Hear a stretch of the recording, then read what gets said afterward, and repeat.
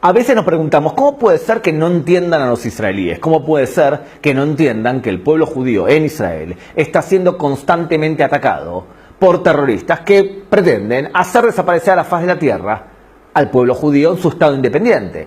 ¿Cómo puede ser que no se entiendan?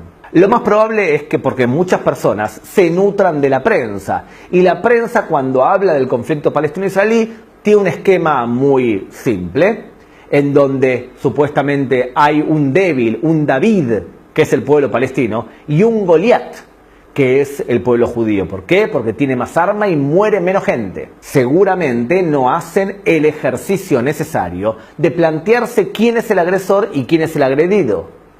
Imagínense, ¿qué pasaría si los judíos no se defendiesen? Seguramente serían asesinados por la turba del Hamas. Pero ¿qué pasaría si los árabes dejasen de atacar a los judíos?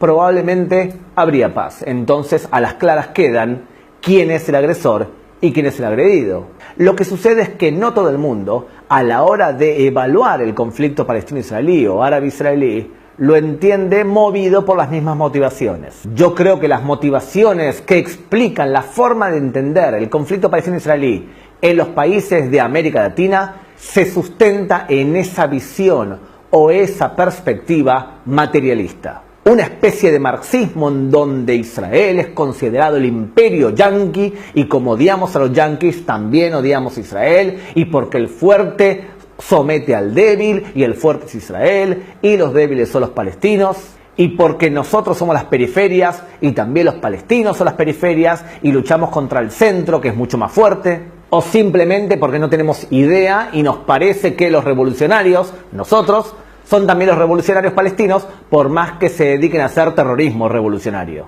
La influencia de esta mirada materialista o marxista para entender cómo nos ven en el Medio Oriente, creo que es fundamental. Y cómo explicamos cómo es que Europa entiende el Medio Oriente y el conflicto palestino-israelí. Ciertamente, Europa se siente culpable por lo que hicieron en su periodo imperial, cómo sometieron y humillaron a los indígenas en muchos lugares del mundo, y esa culpa muchas veces los lleva a perdonar y a hacer la vista gorda a todo lo que esos sometidos ahora hacen, como por ejemplo el terrorismo. Lo que sucede es que muchas veces Europa, cuando árabes se matan entre árabes, no le molesta ni les mueve un pelo. Pero cuando en el medio hay judíos, ahí se vuelven locos. Y es que la cuna del antisemitismo es justamente el continente europeo. Europa es la heredera de la cultura católica romana, y Europa es en donde se ha manifestado el antisemitismo en su mayor perversión. ¿Cuáles son los 3 países de habla hispana más antisemitas hoy?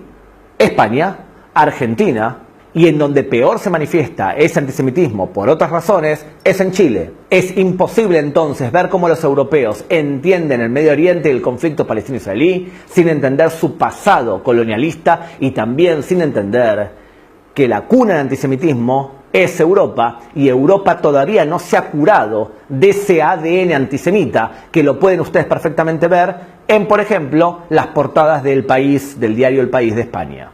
Ya sabemos cómo muchas veces ven en Latinoamérica al conflicto palestino-israelí, y también hemos analizado cómo lo ven en Europa. El problema es cómo se debe analizar el Medio Oriente, o cómo los especialistas analizan el Medio Oriente. Y el Medio Oriente es una zona donde lo tribal y lo religioso juega un papel fundamental. Países que tienen un solo clan gobernando el país y ninguno o pocos clanes haciendo de la competencia son países relativamente estables, como Qatar, Kuwait o los Emiratos. En cambio, países que tienen muchos clanes disputando el poder y muchas minorías o mayorías religiosas compitiendo entre ellos son países anárquicos inestables, como Siria, Irak o por ejemplo el Líbano. No se puede entender entonces cómo actúa el Medio Oriente sin especializarse en religión y en disputas tribales. Entonces la pregunta que tenés que hacerte ahora es, cuando analices el Medio Oriente viendo las noticias de tu país, ¿lo vas a analizar de acuerdo a cómo lo entiende una persona del Medio Oriente y cómo lo valoran los propios individuos del Medio Oriente? ¿O vas a traducir lo que aquí sucede y lo que siente la gente de la región